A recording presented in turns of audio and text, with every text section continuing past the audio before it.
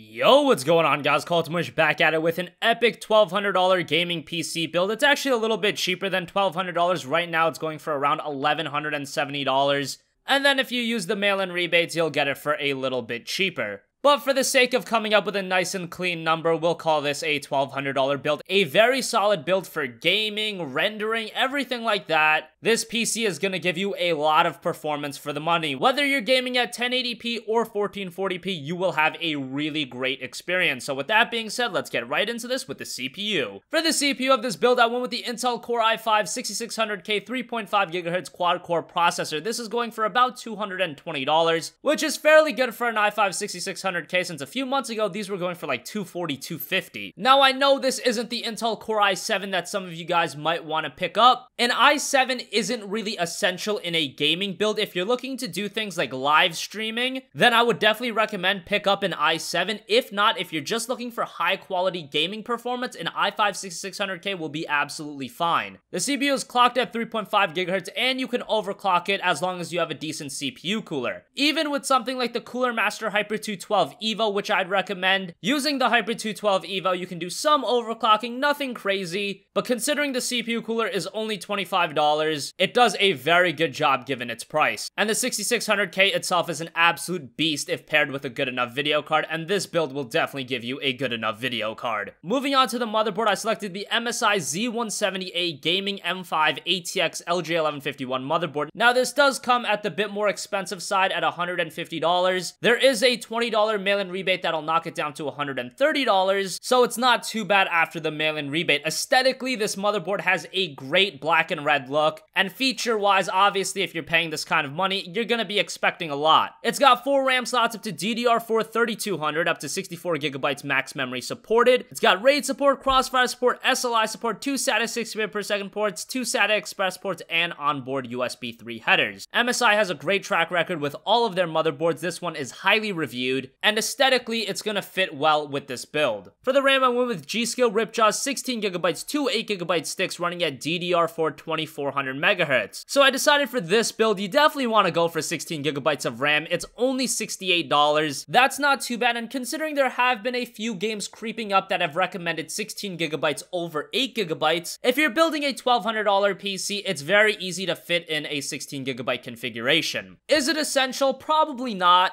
But given how cheap it is, given the fact that some games are starting to utilize it, I would just say go for it. Yeah, you can get away with 8GB of RAM, but one of my most anticipated games, Deus Ex Mankind Divided, is recommending 16. That's definitely part of the impetus on why I decided to put 16GB of RAM in this build, but also the fact, like I said, it's so cheap, it's so easy to fit in with a budget like this that I would highly recommend just going for it. Moving on to storage, you're going to grab an SSD and a hard drive for this build. First of all, the hard drive is going to be the standard Western Digital Caviar Blue 1TB. It's going to be your mass storage drive. You're going to store all your excess games, movies, pictures, all that media on this hard drive. For some of you guys, 1TB might not even be enough, so if you are one of those, I would recommend taking a look at some of Seagate's 2 and 3TB drives. They're very cheap, and having 2 or 3TB, in my opinion, is very nice. You can also look at some SSHDs, which are a bit faster than mechanical drives, but are a bit more expensive. Otherwise, the Caviar Blue 1TB is going to do you a lot of good. Obviously, you're also going to pick up an SSD. The Samsung 850 EVO-Series 250GB solid-state drive is available for $90, which is a bit expensive. You can pick up the 120GB variant of this for like $45,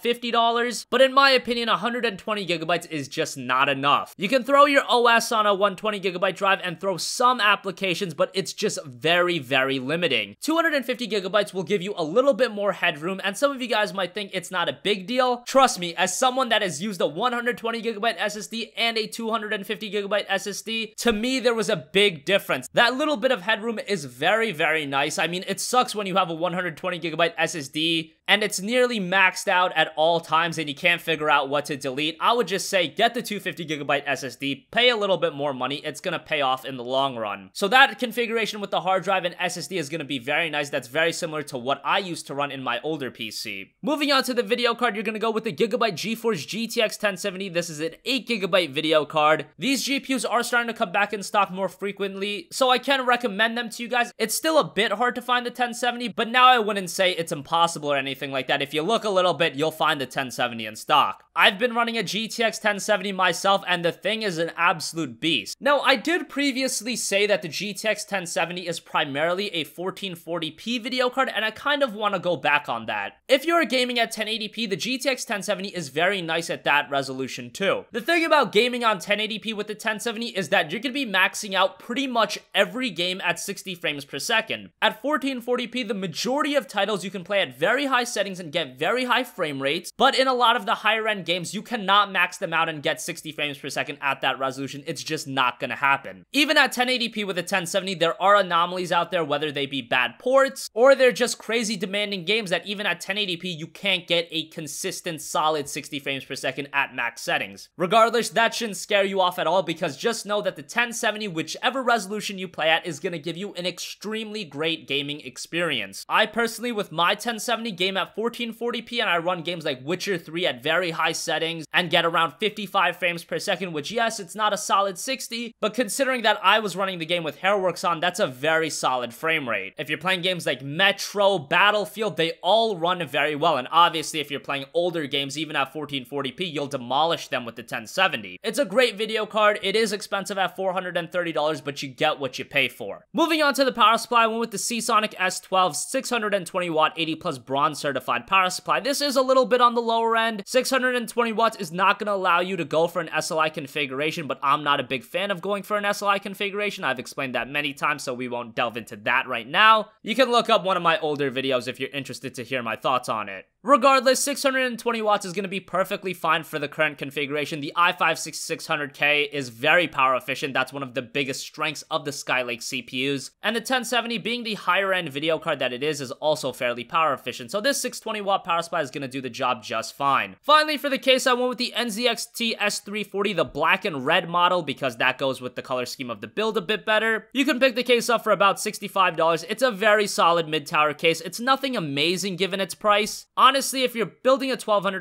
PC, a lot of people would probably buy a $100 or $150 case. I'm not that kind of guy. I don't like spending that much money on a case because honestly, it's kind of irrelevant to me. I know some people will disagree with that. But with that being said, the NZXT S340 is still a fantastic case for the price. And in my opinion, being a $65 case, it's also very aesthetically pleasing. You got the side window that everybody loves, and it's a very nice case for the money. But like I said, this build does come out to $1,170. So if you do want to spend that extra $30 to get a better case or get a better power supply, by all means, go for it. I just think this build is fine as it is. So that's going to wrap up this video, guys. Hope you guys enjoyed. If you liked this video, hit the like button. If not, you can hit the dislike button. Comment with your requests for future videos. And as always, guys, thanks for watching, and I will catch you guys in the next one. Peace out.